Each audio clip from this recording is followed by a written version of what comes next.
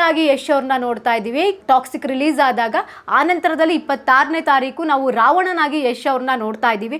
ರಾಮಾಯಣ ಚಿತ್ರದ ಒಂದಷ್ಟು ಪಾತ್ರಗಳನ್ನ ಪರಿಚಯ ಮಾಡುವಂತಹ ಕೆಲಸವನ್ನ ಸಿನಿಮಾ ತಂಡ ಮಾಡುತ್ತಂತೆ. ನಮ್ಮ ಹೀರೋನ ಬಾಲಿವುಡ್ ನಲ್ಲಿ ವಿಲನ್ ಮಾಡ್ತಾ ಇದ್ದೀರಾ. ಕೇಂದ್ರ ಗೃಹ ಸಚಿವ ಅಮಿತ್ ಶಾ ಅವರು ಕೂಡ ಭಾಗಿಯಾಗ್ತಾರೆ. ಹಾಯ್ ಹಲೋ ನಮಸ್ಕಾರ. ಕನ್ನಡ ಪಿಕ್ಚರ್ ನ ಈ ಒಂದು ವಿಶೇಷವಾದಂತಹ ಸೆಗ್ಮೆಂಟ್ಗೆ ತಮ್ಮೆಲ್ಲರಿಗೂ ಕೂಡ ಹಾರ್ಟ್ಲಿ ವೆಲ್ಕಮ್. ನಾನು Pallavi N Raj. Toxic cinema ಈಗಾಗಲೇ ಒಂದಲ್ಲ ಒಂದು ಅಪ್ಡೇಟ್ಗಳನ್ನ ಡೇ ಬೈ ಡೇ ಕೊಡ್ತಾನೆ ಇದೆ. ನಾವು ಕೂಡ ನಿಮಗೆ ಅದನ್ನು ತಲುಪಿಸುವಂತಹ ಕೆಲಸವನ್ನು ಕೂಡ ಮಾಡ್ತಾ ಇದ್ದೀವಿ. ಸೊ ಸದ್ಯಕ್ಕೆ ಇವತ್ತು ಒಂದು ಬಿಗ್ಗೆಸ್ಟ್ ಅಪ್ಡೇಟ್ ಅಂತಲೇ ಹೇಳಬಹುದು ಯಶ್ ಅವರ ಅಭಿಮಾನಿಗಳಿಗೆ.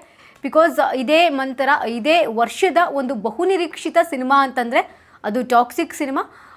ಇಡೀ ಭಾರತೀಯ ಸಿನಿಮಾ ಪಟ್ಟಿ ಪೈಕಿಯಲ್ಲಿ ಟಾಕ್ಸಿಕ್ ಸಿನಿಮಾ ನಂಬರ್ 1 ಕೂಡ ಇರುವಂಥದ್ದು ಕೂಡ ನಮಗೆ ಗೊತ್ತಿರುವಂತಹ ವಿಚಾರ. ಈಗಾಗಲೇ ಟಾಕ್ಸಿಕ್ ಸಿನಿಮಾಗೆ ಸಂಬಂಧಪಟ್ಟಂತೆ ಸಾಕಷ್ಟು ಅಪ್ಡೇಟ್ಸ್ಗಳು ಕೂಡ ಇಲ್ಲಿನವರೆಗೂ ಈ ಕ್ಷಣದವರೆಗೂ ಕೂಡ ಆಗಿರುವಂಥದ್ದು.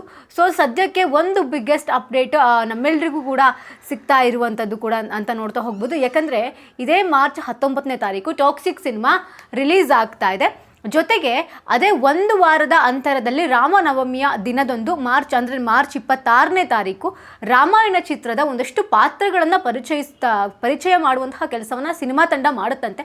ಅಂದರೆ ಈ ಹಿಂದೆ ರಾಮಾಯಣ ಸಿನಿಮಾ ಅಂತ ಬಂದಾಗ ರಾವಣನ ಒಂದು ಕ್ಯಾರೆಕ್ಟರ್ನ ರಾಕಿಂಗ್ ಸ್ಟಾರ್ ಯಶ್ ಅವರು ಮಾಡ್ತಾ ಇದ್ದಾರೆ ಅಂತ ಒಂದು ವಿಚಾರ ಬಂದಾಗ, ಅದೊಂದು ಪೋಸ್ಟರ್ಗಳು ಗ್ಲಿಮ್ಸ್ ಬಂದಾಗ ಎಲ್ರಿಗೂ ಕೂಡ ಅವರ ಅಭಿಮಾನಿಗಳಿಗೆ ಒಂದಷ್ಟು ಜನರಿಗೆ ಬೇಸರ ಆಗಿರುತ್ತೆ, ಒಂದಷ್ಟು ಜನರಿಗೆ ನಿರಾಸೆ ಆಗಿರುತ್ತೆ, ಇನ್ನೊಂದಷ್ಟು ಜನರಿಗೆ ಖುಷಿ ಆಗಿರುತ್ತೆ. ಬಿಕಾಸ್ ನಮ್ಮ ಹೀರೋನ ಬಾಲಿವುಡ್ನಲ್ಲಿ ವಿಲನ್ ಮಾಡ್ತಾ ಇದ್ದೀರಾ ಅನ್ನೋ ರೀತಿಯಲ್ಲೂ ಕೂಡ ಟಾಕ್ಸ್ ಸ್ಟಾರ್ಟ್ ಆಗಿರುತ್ತೆ.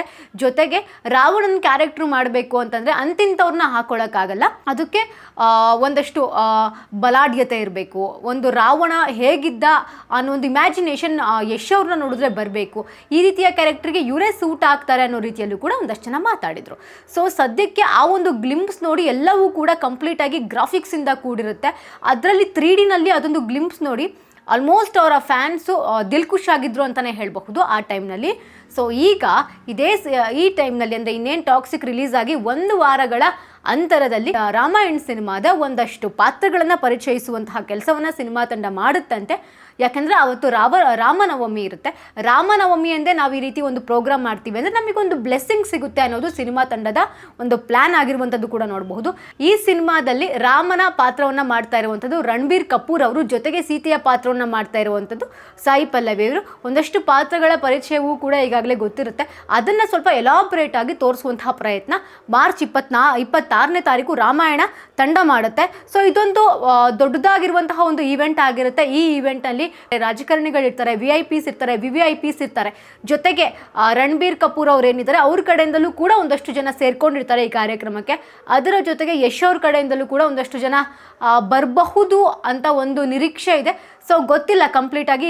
ಈ ಈವೆಂಟ್ ಕಂಪ್ಲೀಟಾಗಿ ಮುಂಬೈಲಿ ನಡೆಯುವಂತಹ ಒಂದು ಈವೆಂಟ್ ಆಗಿರೋದ್ರಿಂದ ಕೇಂದ್ರ ಗೃಹ ಸಚಿವ ಅಮಿತ್ ಶಾ ಅವರು ಕೂಡ ಭಾಗಿಯಾಗ್ತಾರೆ ಅನ್ನುವಂತಹ ಟಾಕ್ಸ್ ಕೂಡ ಸಿಗ್ತಾ ಇರುವಂಥದ್ದು. ಇದೊಂದು ಪಕ್ಕಾ ಬಾಲಿವುಡ್ ಮಾದರಿಯ ಒಂದು ಈವೆಂಟ್ ಆಗಿರುತ್ತೆ. ಸೊ ಈವೆಂಟ್ ಹೇಗಿರುತ್ತೆ ಅನ್ನೋದನ್ನ ಕಾದು ನೋಡಬೇಕಾಗಿರುತ್ತೆ. ಬಟ್ ಈಗ ಸದ್ಯಕ್ಕಿರುವಂತಹ ಒಂದು ಮಾಹಿತಿಯ ಪ್ರಕಾರ ಈ ಸಿನಿಮಾದ ರಾಮಾಯಣ ಸಿನಿಮಾದ ಒಂದಷ್ಟು ಪಾತ್ರಗಳನ್ನು ಪರಿಚಯಿಸುವಂತಹ ಎಲಿಮೆಂಟ್ಸ್ಗಳನ್ನು ತೋರಿಸ್ತಾರೆ ಅನ್ನುವಂಥದ್ದು ಕೂಡ ಒಂದು ಟಾಕ್ಸ್ ಇದೆ. ಸೊ ಗೊತ್ತಿಲ್ಲ ಆ 26ನೇ ತಾರೀಕು ಆ ಸಿನಿಮಾದಿಂದ ಏನೊಂದಷ್ಟು ಅಪ್ಡೇಟ್ಗಳು ಕೊಡ್ತಾರೆ ಅಂತ. ಸೊ ಈಗಾಗಲೇ ಟಾಕ್ಸಿಕ್ ಸಿನಿಮಾಗೆ ಹೆಚ್ಚಾಗಿದೆ ಅಂತಲೇ ಹೇಳಬಹುದು ನಿರೀಕ್ಷೆ ಸಿನಿಮಾದ ಮೇಲೆ. ಬಿಕಾಸ್ KGF ಆದ ನಂತರದಲ್ಲಿ ಬಹಳ ವರ್ಷಗಳ ಆದಮೇಲೆ ಬರ್ತಿರುವಂತಹ ಸಿನಿಮಾ ಆಗಿರೋದ್ರಿಂದ ಎಲ್ರಿಗೂ ಕೂಡ ಒಂದು ಎಕ್ಸ್ಪೆಕ್ಟೇಷನ್ ಇದ್ದೇ ಇರುತ್ತೆ. ಸಿನಿಮಾ ಹೇಗಿರ್ಬೋದು, ಯಶ್ ಅವರು ಹೇಗೆ ಕಾಣಿಸ್ತಿರ್ಬೋದು ಅನ್ನೋ ರೀತಿಯಲ್ಲಿ. ಜೊತೆಗೆ ರಾಮಾಯಣದ ಒಂದು ಗ್ಲಿಮ್ಸು, ಒಂದು ಪಾತ್ರ ಪರಿಚಯ ಕೂಡ ಆ ಟೈಮ್ನಲ್ಲೇ ಆಗುತ್ತೆ, ಜಸ್ಟ್ 1 ವಾರಗಳ ಅಂತರದಲ್ಲಿ ಅಂತಂದರೆ. ಸೊ ಇದರಿಂದ ಯಶ್ ಅವರ ಅಭಿಮಾನಿಗಳಿಗೆ ಒಂದು ಡಬಲ್ ಧಮಾಕ ಅಂತಲೇ ಹೇಳ್ಬೋದು. ಒಂದು ಕಡೆ ರಾಯಾಗಿ ಯಶ್ ಅವ್ರನ್ನ ನೋಡ್ತಾ ಇದ್ದೀವಿ. ಟಾಕ್ಸಿಕ್ ರಿಲೀಸ್ ಆದಾಗ ಆನಂತರದಲ್ಲಿ 26ನೇ ತಾರೀಕು ನಾವು ರಾವಣನಾಗಿ ಯಶ್ ಅವ್ರನ್ನ ನೋಡ್ತಾ ಇದ್ದೀವಿ. ಇದು ಅವರ ಅಭಿಮಾನಿಗಳಿಗೆ ಒಂದು ಬಿಗ್ಗೆಸ್ಟ್ ಅಪ್ಡೇಟ್ ಆಗಿರುತ್ತೆ. ಸೊ ಕಾದ್ ನೋಡೋಣ ಮುಂದಿನ ದಿನಗಳಲ್ಲಿ ಟಾಕ್ಸಿಕ್ಗೆ ಸಂಬಂಧಪಟ್ಟಂತೆ ಹಾಗೆ ರಾಮಾಯಣಕ್ಕೆ ಸಂಬಂಧಪಟ್ಟಂತೆ ಏನೆಲ್ಲ ಅಪ್ಡೇಟ್ ಸಿಗುತ್ತೆ ಅಂತ. ಇದಾಗಿತ್ತು ಈ ಹೊತ್ತಿನ ವಿಶೇಷ. ಇನ್ನಷ್ಟು ಹೆಚ್ಚಿನ ಅಪ್ಡೇಟ್ಗಳಿಗಾಗಿ ನೋಡ್ತಾ ಇರಿ ಕನ್ನಡ ಪಿಕ್ಚರ್.